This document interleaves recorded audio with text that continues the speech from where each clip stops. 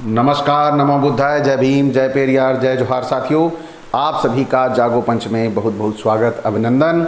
जागो पंच नित्य की भांति लगातार आपके लिए लेकर आया है अंधविश्वास और पाखंड को खत्म करने के लिए एक ऐसी रोचक कहानी जो आपको ये सिद्ध कर देगी कि वास्तव में ये जो कपोल कल्पित कथाएं आपको ईश्वर के रूप में दी गई हैं, ये पूरी तरह निराधार हैं, इनका कोई आधार नहीं है।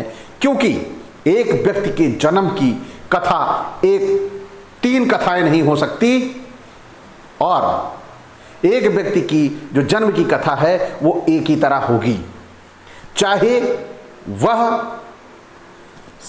प्रकृति के अनुसार हो या अप्राकृतिक हो।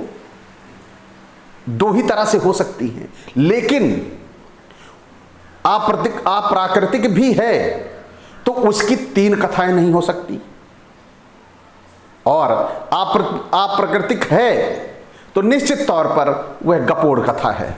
तो साथियों, आज हम आपके लिए एक बेहतरीन कथा लेके आए हैं। बड़ी ही रोचक कथा है। ये ऐसी रोचक कथा है जिसका शीर्षक है गणेश एक महाझूठ। गणेश एक महाझूठ, क्योंकि इस कथा में एक बेहतरीन ऐसी कहानियां छिपी हुई हैं। व्यक्ति का जन्म, एक व्यक्ति जन्म ले रहा है और वो तीन तरीके से, एक ग्रंथ में वो कहीं अलग से पैदा हो रहा है, दूसरे ग्रंथ में अलग से पैदा हो रहा है, और तीसरे ग्रंथ में अलग से पैदा हो रहा है। यानी इनकी गपोड़ कथाओं में यह स्वयं एक मत नहीं है कि आखिर ये जन्म हुआ कैसे।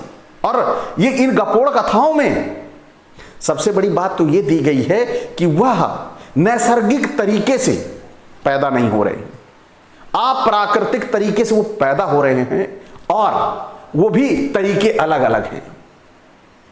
तो आज हम इसके विषय में चर्चा करेंगे। सबसे पहले हम वराह पुराण की चर्चा करेंगे। वराह पुराण में शिव बैठे होते हैं और वह पंच तत्वों से गणेश का निर्माण करते हैं। जब वो गणेश का निर्माण कर रहे होते हैं तो वह गणेश के निर्माण में वह उसे बड़ा सुंदर और बड़ा ही अलौकिक बना डालते हैं। तो जब इन सारी चीजों को इतना सुंदर और मतलब इतना आकर्षक बना देते हैं तो यह बातें देवताओं को पता लगती हैं। देवताओं को जब पता लगती है तो देवताओं के मन में बड़ा क्षोभ होता है कि अरे, यह तो महादेव ऐसा निर्माण कर रहे हैं कि जो समस्त विश्व में सभी के आकर्षण का केंद्र होगा, तो हम लोगों की दशा क्या होगी। तब अंतर्यामी, अंतर्ध्यानी, यहां पे गौर करिएगा, अंतर्यामी अंतर्ध्यानी महादेव यह भांप लेते हैं कि देवता ऐसे सोच रहे हैं। तो जब ये इस तरह अंतर्यामी अंतर्ध्यानी महादेव जब ये सोच लेते हैं कि देवता लोग ऐसा सोच रहे हैं, तो वह क्या करते हैं, गणेश को बड़ा सा मोटा पेट दे देते हैं और मुंह हाथी का लगा देते हैं। इससे देवता लोग बड़े प्रसन्न हो जाते हैं और चारों तरफ खुशहाली मनाते हैं, उत्सव मनाते हैं। तो यह कथा एक है, वराह पुराण से ली गई है। वराह पुराण कह रहा है पंच तत्वों से निर्माण करते हैं, यानी यहां इस वराह पुराण में कोई भी ऐसा तरीका नहीं है कि जो ये सिद्ध करता हो उनका जन्म हुआ। क्योंकि पंच तत्वों से जो निर्माण किया है, यदि वो पंच तत्व पार्वती की कोख से आते, यानी वह नैसर्गिक तरीके से समागम या निषेचन के द्वारा पार्वती की कोख से आता, तो निश्चित तौर पर यह कथा बड़ी ही प्रासंगिक होती। लेकिन यहां पर हाथी का सिर जुड़ जाना, मोटा पेट दे देना, वो कोई बात नहीं, क्योंकि मोटा पेट तो आदमी का, खाने पीने वाले का हो ही जाता है। लेकिन यहां पर हाथी का सिर जोड़ देना, दूसरा पंच तत्वों से निर्माण कर देना, यह एक महाझूठ कथा है। इसमें तनिक मात्र भी विश्वास का कोई आधार नहीं है। आइए चलते हैं जो दूसरी कहानी है। दूसरी कहानी दी हुई है शिव पुराण से, यानी शिव जी का खुद का ही पुराण बना दिया, शिव पुराण। इसमें शिव की पूरी महिमा लिखी गई है। इसमें क्या होता है, इसमें पार्वती जी अपने घर में बैठी होती हैं और वो अपने शरीर में हल्दी का उबटन लगा लेती हैं। तो इस हल्दी के उबटन लगाने से उनके शरीर की रंगत निखरती है, इसलिए वैसा लगाया जाता है। ये महिलाओं में प्रचलन है। तो वो हल्दी लगाए रहती हैं और उस हल्दी को जब वो छुड़ाती हैं अपने शरीर से तो इतनी हल्दी छूटती है कि उससे वह एक बच्चे का निर्माण कर लेती हैं। अब यहाँ पे गौर करने वाला है कि कितना हल्दी उनके शरीर में लगी थी, कितना उबटन उनके शरीर में लगा था कि उससे एक बालक का निर्माण हो गया। वह बालक का निर्माण करती हैं और उसमें जान प्राण डाल देती हैं और वह सुंदर सा बहुत अच्छा बालक तुरंत चौकीदारी करने के लिए तैयार हो जाता है। तो अपने बेटे को कहती हैं, बेटा मैं स्नान करने जा रही हूँ, तुम यहाँ गेट पे खड़े रहो, पहरेदारी करो, कोई भी आए उसे अंदर मत आने देना। देखिए अब यहाँ मैल का वो बना बच्चा चौकीदारी करने के लिए तैयार हो गया। तो अब वो अंदर स्नान करने जाती हैं, बच्चा वहाँ पर अपना चौकीदारी करना शुरू हो जाता है। जब वो चौकीदारी कर रहा होता है तो इतने में महादेव आते हैं और वो अंदर घुसने लगते हैं। तो वो बच्चा कहता है, खबरदार अंदर नहीं जाना है आपको। अब भोलेनाथ भी चौंक जाते हैं, सोचते हैं कि मैं किसी दूसरे के घर में आ गया क्या। वो लौटते हैं, फिर वहाँ का आसपास का माहौल देखते हैं कि ये तो मेरे ही घर का है। फिर लौटते हैं, कहते हैं, अरे बालक तुम कौन हो, क्योंकि ये घर तो मेरा ही है। अब देखिए यहाँ पे दोनों अंतर्यामी, यहाँ गणेश भी अंतर्यामी, दूसरी शरण महादेव भी अंतर्यामी। दूसरी कथा में गणेश जी ने देवताओं की मन की बात जान ली, वो सामने नहीं थे, लेकिन यहाँ पर वह अपने ही बच्चे को नहीं पहचान पाए। तो क्या कहते हैं कि बालक तुम कौन हो। बालक बताता है, मैं माँ गौरी का, पार्वती का बेटा हूँ। लेकिन महादेव मानने को तैयार नहीं होते, क्योंकि वो अंतर्यामी होते हैं, अंतर्ध्यानी होते हैं, इसलिए वो मानने को तैयार नहीं होते कि सोच रहे हैं कि कैसे ये बच्चा तैयार हो गया। इतने बड़े ध्यानी और अंतर्यामी वो होते हैं। तो दोनों में युद्ध शुरू हो जाता है, बड़ी भयंकर लड़ाई चलती है। उस लड़ाई में आखिर महादेव को मुंह की खानी पड़ती है। तब तंग आकर उन्होंने अपने त्रिशूल से उस गणेश की गर्दन काट दी। अब देखिए यहाँ पे अपने त्रिशूल से जब उस बच्चे की गर्दन काट दी तो बच्चा निष्प्राण हो गया। ये पार्वती को पता लगता है, भागी भागी आती हैं और वो इतना विलाप, करुणिक विलाप करती हैं, चारों तरफ हाहाकार मच जाता है विश्व में। अब महादेव परेशान हो जाते हैं कि अरे अब क्या करें। लेकिन तब वो पार्वती को सांत्वना देने के लिए कहते हैं कि चलिए मैं इस बालक को जीवित कर दे रहा हूँ। और गरुण से कहते हैं कि गरुण तुम जाओ पश्चिम दिशा की ओर, जो माँ अपने बच्चे की तरफ पीट करके लेटी हो उसकी गर्दन काट लाना। देखिए कितना इस अंतर्यामी महादेव की कितनी मार्मिक व्यथा है, अपने बच्चे को जिंदा करने के लिए दूसरे का बच्चा मार दे रहा है। कितने तकलीफ भरी बात है। क्या ये माँ खुश रहे और वो माँ, ये ईश्वर है, ये महादेव हैं, ये मालिक हैं सृष्टि के, तो किसी को मार डालेंगे, किसी को तकलीफ दे देंगे। ये अपने बच्चे को खुद जिंदा नहीं कर सकते थे, वहां पार्वती ने मैल से जिंदा कर दिया। यहाँ भोलेनाथ अंतर्यामी, अंतर्ध्यानी, चारों तरफ, चारों कण कण के मालिक अपने बच्चे को जीवित नहीं कर सकते थे, जबकि पार्वती ने मैल से जीवित कर दिया था। बड़ी ही मार्मिक कहानी है ये, बड़ी ही रोचक कहानी है। यह इतना चटकारा लेके बनाई गई है, इतना इसमें रहस्य डाला गया है, लेकिन हमारी ये आम जनमानस इस रोचक कहानी को समझने का प्रयास नहीं करती और यह इसी अंधविश्वास और पाखंड में घुसकर ढूंढने लगती है अपने लिए आध्यात्मिक चीजें, आध्यात्मिक ज्ञान।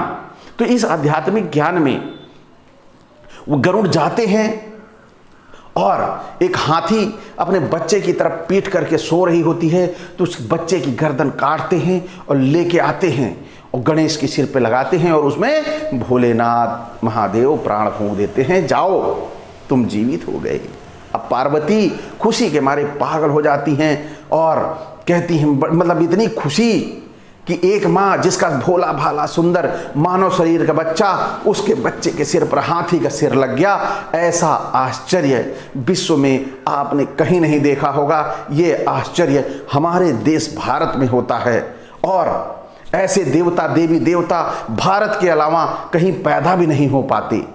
ये बात कैलाश की है, कैलाश भारत में ही है और आज भी ऐसे बच्चे पैदा नहीं हो पा रहे हैं। केवल संसर्ग और निषेचन की प्रक्रिया के द्वारा ही बच्चे पैदा हो रहे हैं। लेकिन एक समय था वह कि लोग मैल से बच्चे पैदा कर लेते थे और आदमी के सिर में हाथी का सिर जोड़ के पैदा कर लेते थे। तो यहाँ पर जो आपने कहानी देखी कि पार्वती खुश हो गई, उनका बच्चा जिंदा हो गया, भले वो हाथी के मुंह के रूप में जिंदा हो गया। अपने इतने सुंदर बच्चे को लेके वो प्रसन्न हो गई। ये होती है शिव पुराण की कथा। अब शिव पुराण की कथा जब खत्म हो गई, आपने दो पुराणों की कथाएं देखी, दोनों में कोई तालमेल नहीं, दोनों एक दूसरे के विपरीत। और ये कहानी परोसने वाले कौन हैं? ये कहानी परोसने वाले यहीं के लोग हैं। इनकी आस्था यहां नहीं टूटती, इनकी आस्था को यहां पर ठेस नहीं लगती कि मैंने ये कहानी लिख दी है, तुम भी भाई इसी कहानी को फॉलो अप करो, नहीं तो लोग सवाल करेंगे कि ये कैसे तीन तीन तरीके से पैदा हो गया। तो दो तरीके तो आपने देखे।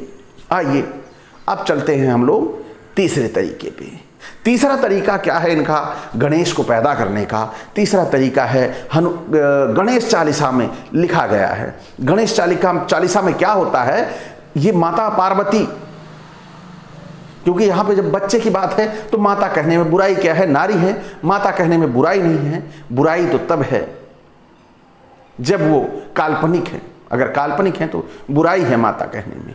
आइए यहां पर हम बात करते हैं गणेश चालीसा की। गणेश चालीसा में माता पार्वती तपस्या कर रही होती हैं, घोर तपस्या पुत्र प्राप्ति के लिए। तो यहां पर सबसे बड़ी बात क्या है, जो सोचने वाली बात है, यहां पर उनकी तपस्या से खुश होकर गणेश खुद प्रकट होते हैं। यानी खुद ही जन्म लेने के लिए खुद ही प्रकट, मतलब पहले उनका जन्म नहीं हुआ लेकिन वो अचानक गणेश बन जाता है। गणेश प्रकट होते हैं और ब्राह्मण का रूप धर के जाते, कहते हैं माता आप बेवजह परेशान ना हो, बिना गर्भ धारण किए आपको पुत्र की प्राप्ति होगी। ऐसा कहकर गणेश स्वयं बच्चे का रूप धरकर पालने में पड़ जाते हैं और यहाँ गणेश का जन्म हो जाता है। अब यहाँ पे गणेश का जन्म होता है, बड़ा ही उत्सव मनाया जाता है। यानी शिव भी खुश होके प्रसन्न होके एक उत्सव का आयोजन रखते हैं कि बिना मेरे किसी सहयोग के मेरे बच्चा हो गया। इतना उत्सव, यानी यहाँ पर कैसे ये सवाल नहीं उठता कि मेरे बच्चा कैसे पैदा हो गया, लेकिन यहाँ पर यह उत्सव मनाया जाता है कि मेरे बच्चा पैदा हो गया। तो उसके उत्सव में सभी देवी देवता गंधर्व जितने मतलब संसार में इस 33 करोड़ मतलब जो 33 करोड़ या 33 प्रकार के जो देवी देवता थे, ये सभी लोग वहाँ पे उत्सव मना रहे होते हैं। उसी उत्सव शनि भी आया होता है, लेकिन वह सामने नहीं आ रहा। तो माता पार्वती जाती हैं, शनि को पकड़ के लेके आती हैं, कहती हैं चलो गणेश को तुम भी देखो।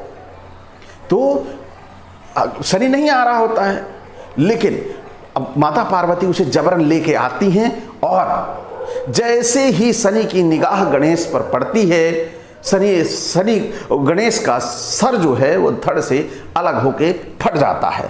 अब चारों तरफ कोहराम मच जाता है। तब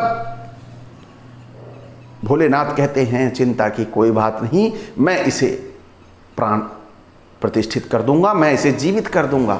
फिर वह हाथी का सिर काट के लाया जाता है गरुड़ के द्वारा और गणेश के सिर पे लगा दिया जाता है और वह बच्चा पुनः जीवित हो जाता है। और फिर यहाँ पर फिर उत्सव और खुशी का, उल्लास का पूरा चारों तरफ माहौल बन जाता है। तो आप सभी ने देखा, आप सभी ने देखा, यदि सवाल उठा दीजिए, अगर सवाल उठा दीजिए गणेश का बाप कौन, तो शायद आरएसएस के मनुवादी ये आप पर सैकड़ों हमले कर डालेंगे, लेकिन ये भावना आहत गैंग वाले, ये भावना जिनकी बहुत जल्द आहत हो जाती है, इनकी भावना आहत नहीं हो गई। एक पुराण सत्य हो सकता है, दो पुराण गलत होंगे।